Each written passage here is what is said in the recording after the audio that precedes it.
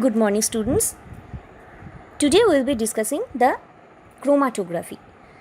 Now, actually, the chromatography topic is a very large and huge topic. You may find there are thousands of books with thousands of pages for only chromatography. But you are the beginner, you are MBBS or BDS or DMLT or nursing students, you must have a basic idea about the chromatography. My class is for those beginners to give you a basic idea about the chromatography.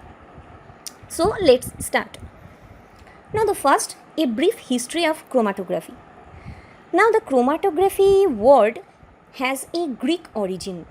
Chroma means color and graphy means to write. The term was first used by Russian botanist Mikhail Sweet for the separation of a plant mixture. He separated a mixture of plant pigment by chromatography. And on that day, a new horizon of assay or separation method was decurtained.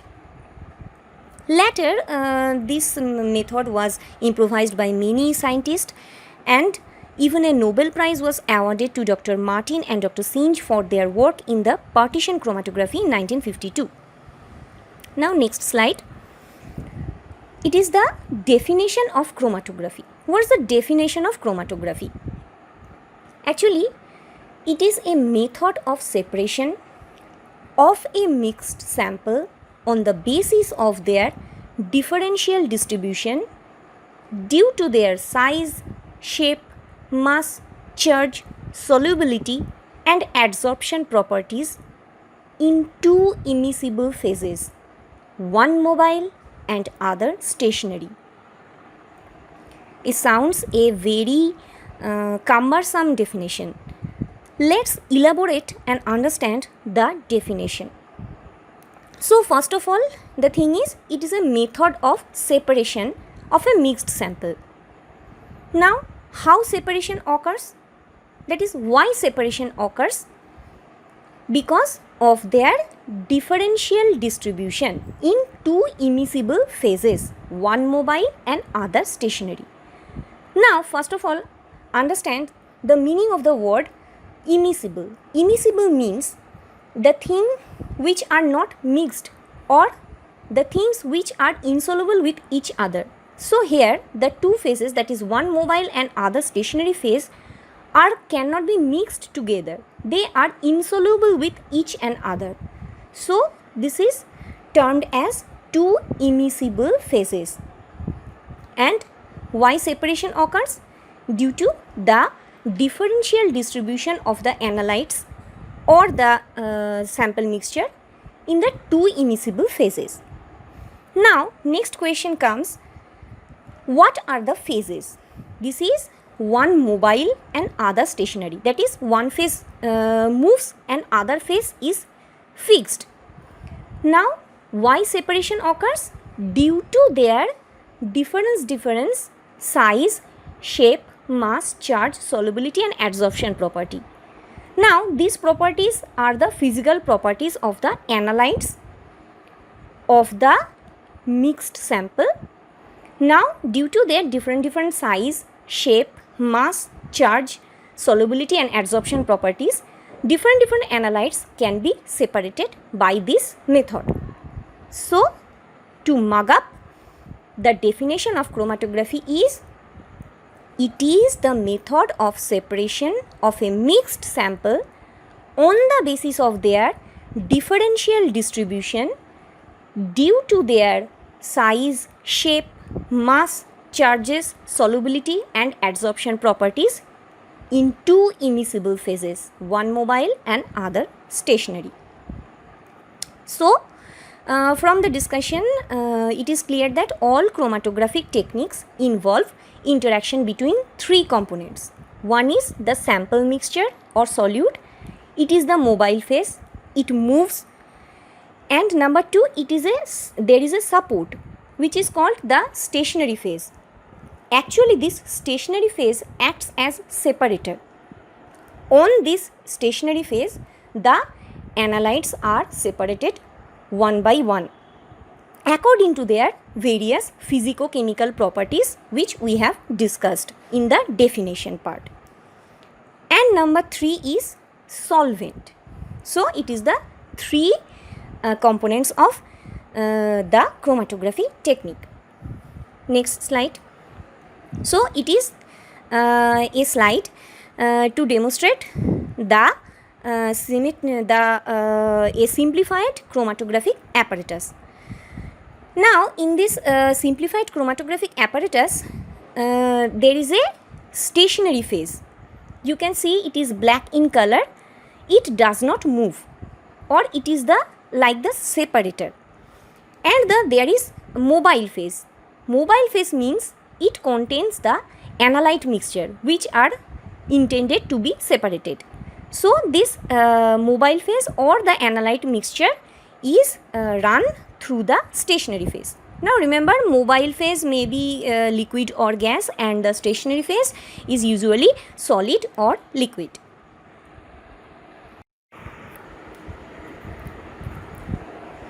Now next slide, it is the types of chromatography. Remember that the chromatography may be typified by different ways, and the classification of chromatography is actually very complex thing, but you are the beginner, so I am demonstrating here the most simplified classification of the chromatography. Now first of all, the chromatography may be classified on the basis of the shape of the chromatographic bed. Now the chromatographic bed can be planar or columnar. Now in case of planar chromatography, these are again of two types, paper chromatography and thin layer chromatography.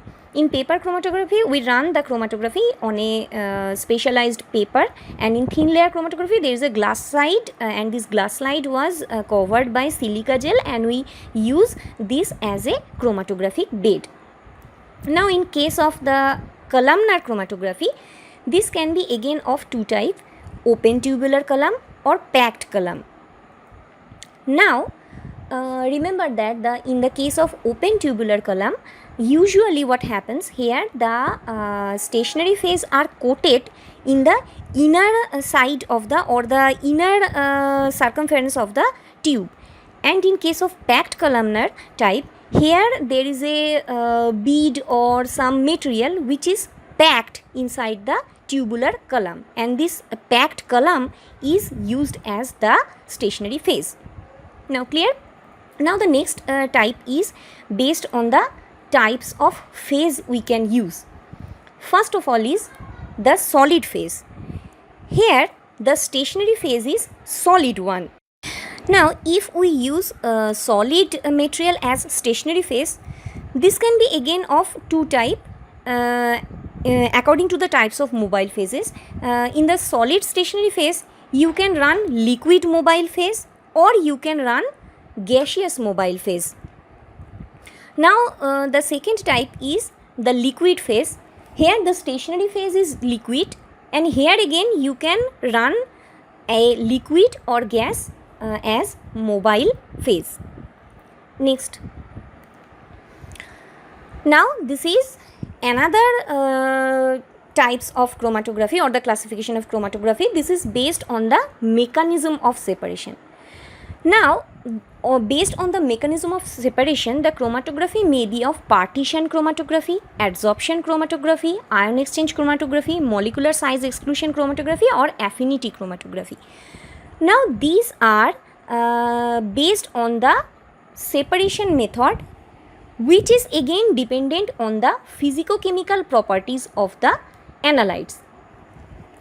Now remember from the definition, here in the definition we have studied that the various analytes are separated due to their differential distribution, which is due to their various physico-chemical properties like charge, mass, solubility, etc. etc. Now in case of a mixture of analytes, if the analytes are separated on the basis of their charge, different charge, then the separation method will be ion exchange chromatography. If the separation is based on the analytes properties like shape and size, then it will be the molecular size exclusion chromatography. So in this way, based on the mechanism of separation, the chromatography can be typified. Now remember two important terminology here that will be discussed later. Actually, when you will go to the books of chromatography to acquire more and more knowledge, then you will be you should be familiar with these two terms. One is liquid chromatography.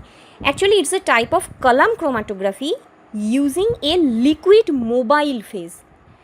And HPLC, that is high performance liquid chromatography, it is a type of, or the specialized type of liquid chromatography. Clear? Now next slide. Now this slide I have demonstrated the step by step methods or the steps of the thin layer chromatography. Now without a elaborated demonstration of a chromatography, you can't understand the chromatography thing properly. But here we can't give you the demonstrations. Now I am giving you the step by step approach how we do a thin layer chromatography. Now first of all, the principle of thin layer chromatography, that is the principle of separation in case of thin layer chromatography. Now the most commonly used principle of separation in thin layer chromatography or TLC is adsorption. It is the type of adsorption chromatography. So in case of the classification based on the shape of the chromatographic bed, it is thin layer chromatography or a type of planar chromatography. But in the same time, if you classify this type of chromatography on the basis of separation, basis of the mechanism of separation, it is a type of adsorption chromatography. So make it clear. Now the proper steps of thin layer chromatography. How do you perform the thin layer chromatography? First step is a silica powder to be dissolved in methanol and distilled water in appropriate ratio. Now this mixture is sprayed on a glass plate and the plate is dried and it is incubated. Now next step is a solvent is prepared according to the type of analytes to be separated. Now fourth step is a chromatography chamber has to be separated with the solvent mixture. Now what is chromatography chamber? Actually in case of chromatography, we put the paper or the glass side covered with the silica powder or the silica gel in a glass chamber, and this glass chamber has to be covered with a glass lid. This chamber is called the chromatographic chamber. You may find this chamber in your practical classes in the department. Now this chromatography chamber has to be saturated with the solvent mixture. This is a essential steps. Now the fifth step is the analytes which are to be separated are to be made in a solution. Now sixth step is the application site on the silica plate are marked. Now how the application sites are marked? Actually in the silica silica gel covered plate, there is a lower margin. Nearly 2 cm away from the lower margin, a horizontal line is drawn. On this horizontal line, there are various sites of application are marked.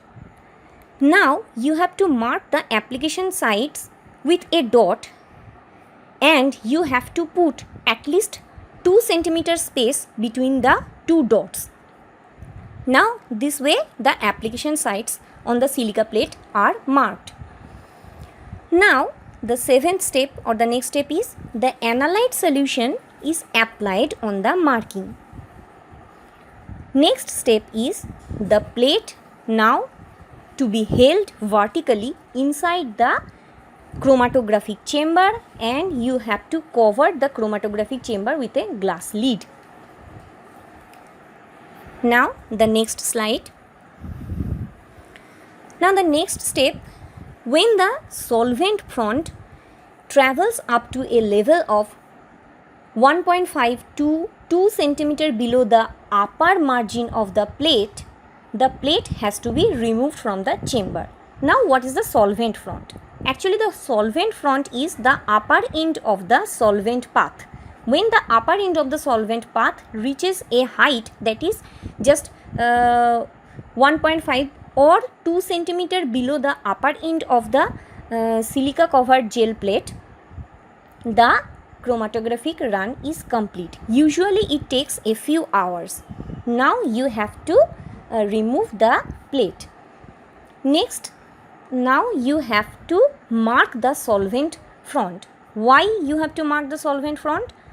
That will be discussed later. Just remember, you have to mark the solvent front.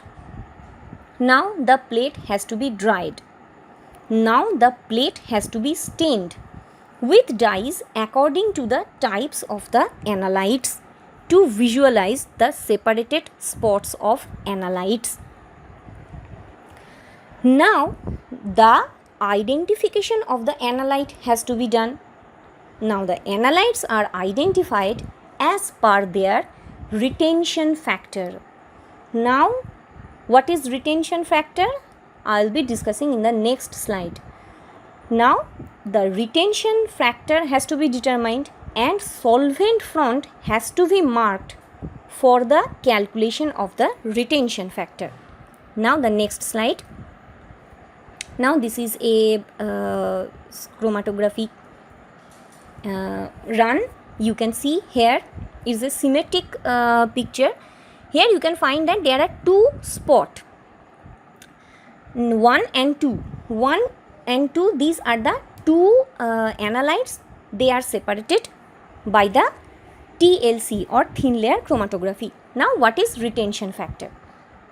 Actually the retention factor is the ratio of the distance that a compound moves to the distance of the eluent front moves. Now what is eluent front? Eluent front is the solvent front. That is here you can see that the line which is marked as origin, that is the application site actually, and it is marked as eluent front, that is the solvent front. The eluent front is another name for the solvent front. Now the distance from the origin to the solvent front is capital S, and the distance from the analyte 1 from the origin or the application site is capital A1. So in case of first analyte or the number 1 analyte, the retention factor is capital A1 by S. Similarly, in case of second analyte, that is the analyte number 2, here the distance travelled by the second analyte from the origin point is capital A2. So in case of the retention factor for the second analyte will be capital A2 by S. This is the retention factor. You have to learn the calculation of retention factor because it will be given in your practical exam.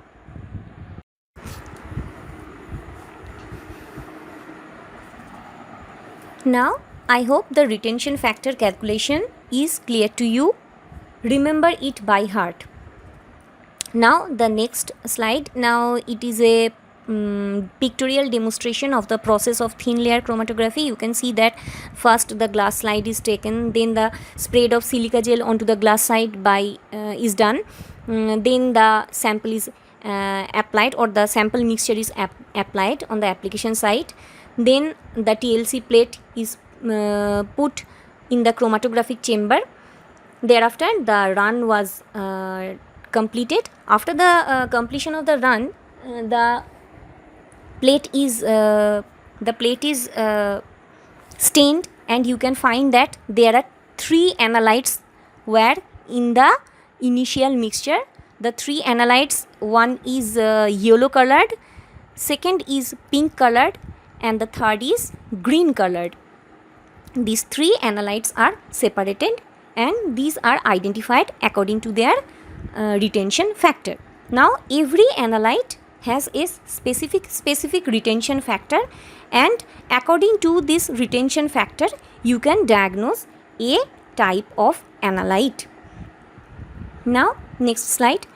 Now you can see this is actually a TLC plate that we run in our biochemistry laboratory. This is the actual plate looks like. Now next slide. This is again some important terminologies in the chromatography. First, you know that is the retention factor, and another important terminology is partition coefficient. Now what is partition coefficient? Partition coefficient is abbreviated as capital P. It has another synonym, that is the distribution coefficient, and it is again abbreviated as capital D. Now it is actually the ratio of concentrations of a compound in a mixture of 2 immiscible solvents at equilibrium. Now what is the meaning of this definition? That is, every analyte has different solubility in the 2 immiscible phases that we use in the chromatography. That is, a analyte has suppose more solubility in the stationary phase but less solubility in the mobile phase, or vice versa. Now according to the difference in the solubility in the 2 phase, that is mobile and stationary phase, at the equilibrium or after the chromatographic run is complete, there will be different concentration in the stationary phase as well as mobile phase. The ratio of the concentrations of a compound in these 2 phases is the partition coefficient, and it is signature of a analyte, and different analyte has different partition coefficient. When you run those mixture of those analytes in the chromatography, then they will be separated due to their partition coefficients, and it is the basis of the separation in partition chromatography. Remember that based on the mechanism of separation, the chromatography is typified by various ways. There the partition chromatography were mentioned. Now this is the basis of separation of the partition chromatography. Now next slide. This is again the pictorial depiction of a paper chromatography. It is just like the other type, that is the thin layer chromatography. Just here we use a specialized type of paper instead of the glass slide covered with silica gel. That is the basic difference. Now going to the next slide. There is the principles of different types of chromatography. Now first slide, adsorption chromatography and partition chromatography. Now remember, in case of partition chromatography, it is the basis of separation is the P, or the partition coefficient. Now the next type, that is the adsorption chromatography. What is the principle of adsorption chromatography? Remember, the stationary phase in case of adsorption chromatography is solid material having ability to hold molecules at their surfaces. This process of adsorption involves van der Waals process, hydrogen bonding. Now remember, silica is a very good absorbent. Now what is the thing? That is, in case of suppose we can discuss about the TLC. Here the thin layer chromatography. Here what happens, the glass side is covered with silica, and silica is a very good adsorbent. Now the silica is here the stationary phase. Now if we run a mixture of analytes on this silica plate, Then what happens? The various analytes has various ability to get attached with the stationary phase, that is the silica gel. Now how this attachment occurs? These are loose van der Waals forces and hydrogen bonding. Those who are bind with silica strongly, they lags, and those who are not very much able to bind with silica, they comes fast. In this way, the in case of adsorption chromatography, various molecules are separated. Now next slide.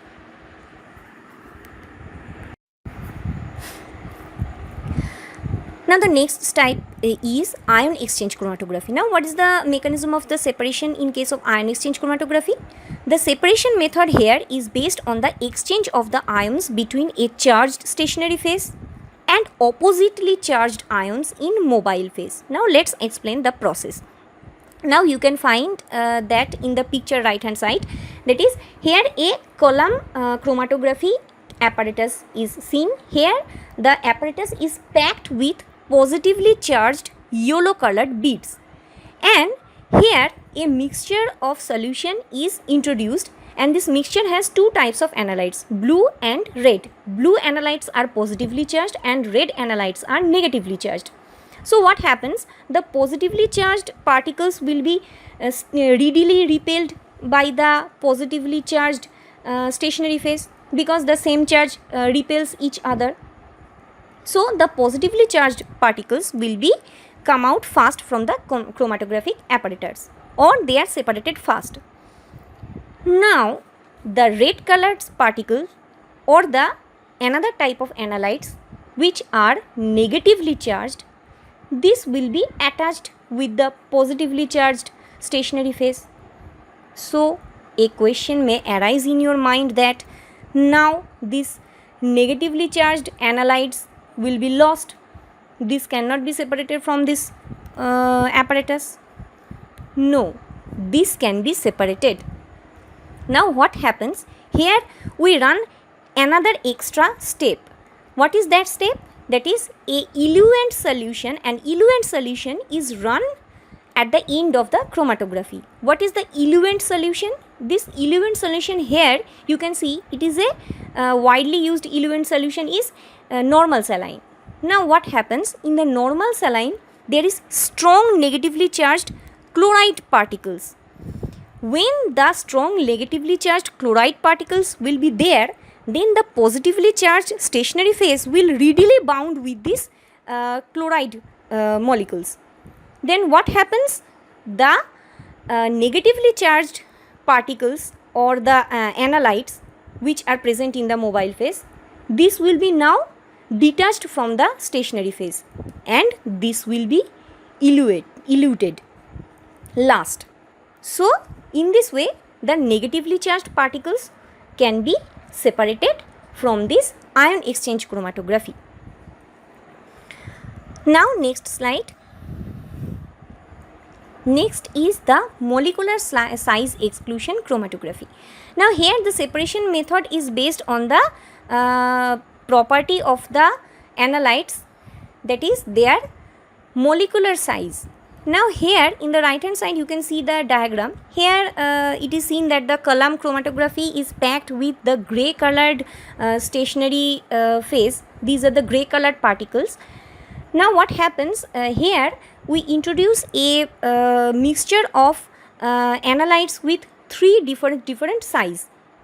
Red colors are biggest, the green color analytes are of intermediate size, and the blue colored analytes are the smallest one. So what happens? The red colored or the biggest particles will be eluded fast. Thereafter the intermediate size green colored analytes will be separated, and lastly the smallest size, that is the blue colored analytes, will be separated. So in this way the molecular based on the molecular size, different types of chromatography in the according to the different molecular size in the chromatography, various analytes can be separated. Now remember one thing, in this way you can have and rough assessment about the molecular size of the different analytes also.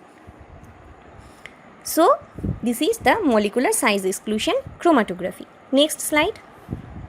Now the next slide is the mechanism of affinity chromatography. Affinity means the ability of attachment. So here the separation method in which one component of a specifically matched pair such as antigen antibody, hormone receptor, etc.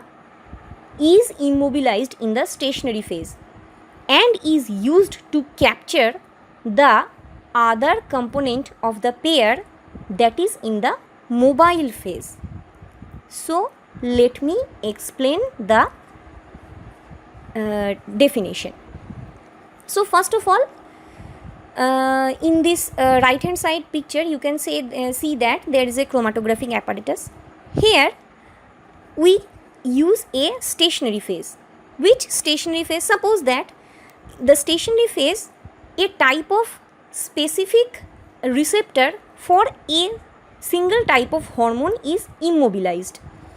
So when a sample mixture is introduced in this column chromatography, what happens in the sample mixture or the analytes, here these specific types of hormone is there. Along with this, there are many other types of protein or hormones or etc. are there. But in the stationary phase, only the receptor that is specific for the hormone of our interest is immobilized. So what happens when you introduce the mixture in this column? After the run, what happens? All the unwanted proteins will be washed off. Only the specific hormone which we need to separate from this solution is now bound with the stationary phase, because the stationary phase has the complementary receptors, only complementary receptors of that particular hormone, not any other types of protein. So after the whole run is over, all the unwanted proteins are washed off.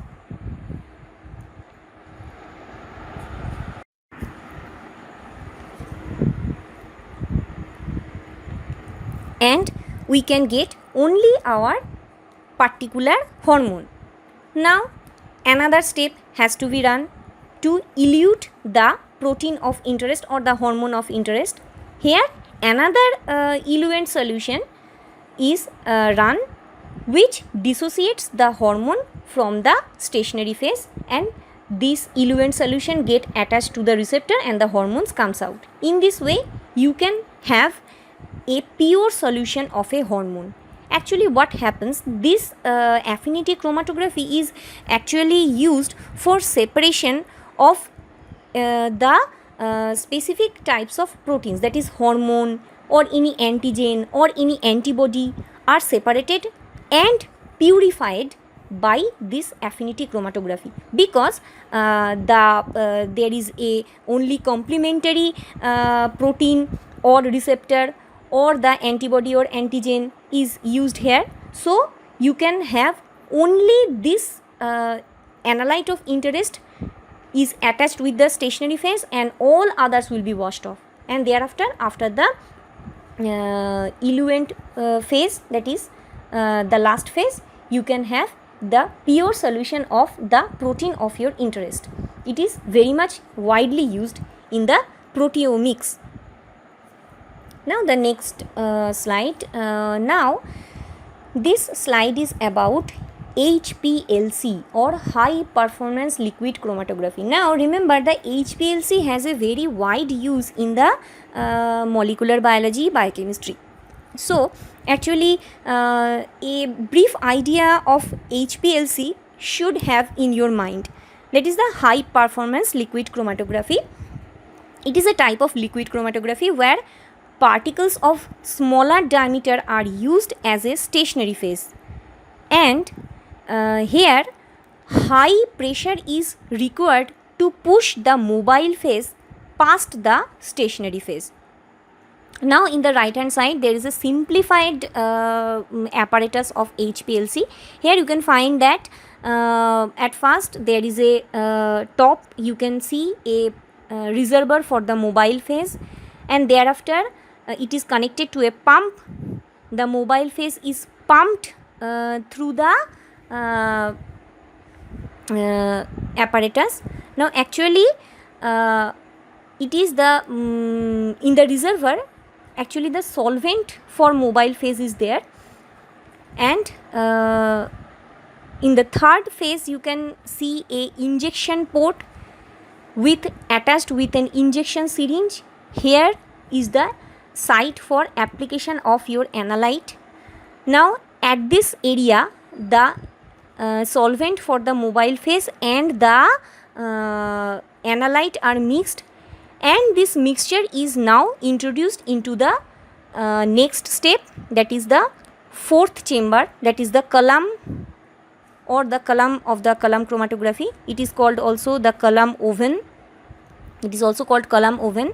And thereafter here thus in the column oven the separation occurs, and now the apparatus is attached with a detector with a computerized display, and in the display you can find the HPLC separated curve. Now in the HPLC apparatus you can separate various types of hemoglobin. So in case of hemoglobinopathy or the glycated hemoglobin, these are all separated by this method, that is the HPLC. Next slide. Now you can see this is the curve of HPLC for detection of hemoglobinopathy. Here you can see the peak that is marked as the black arrow.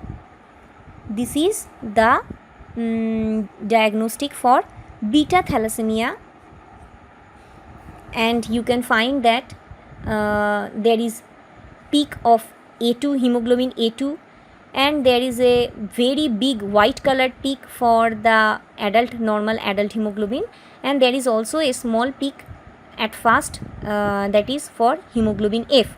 So this is actually the computerized display of a HPLC which is done for the detection of beta thalassemia. Now coming to the next slide, that is the types of HPLC. Now remember that a HPLC operates under high pressure, so they have a very high resolution power when compared to the regular types of liquid chromatography. Now the normal and reverse phase chromatography are two different types of HPLC. The main difference between the normal phase and the reverse phase is, in the normal phase the chromatography have a very polar stationary phase and a non-polar mobile phase, and in case of reverse phase the thing is only reverse, that is here the stationary phase is non-polar and the mobile phase is polar. Now so far it's about the HPLC. If any short note comes over the HPLC, you will be able to write little bit of HPLC so that you can get a you can secure a good marks. Now the next slide, that is the uses of the chromatography. Now it is the general uses of chromatography. First of all, purification. You know that I have said that the affinity chromatography is mainly used for the purification of the hormones, antibodies, enzymes, polysaccharide, virus, nucleic acid, etc.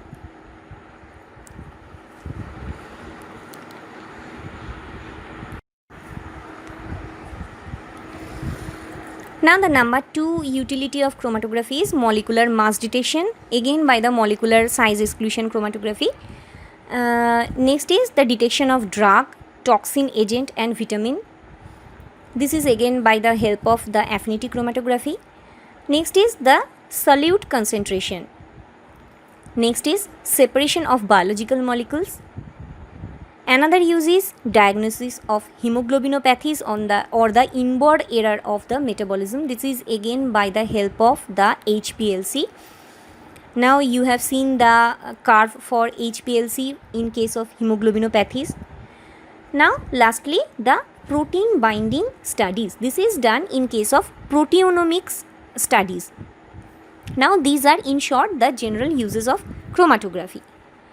Now this is all about the basics of chromatography.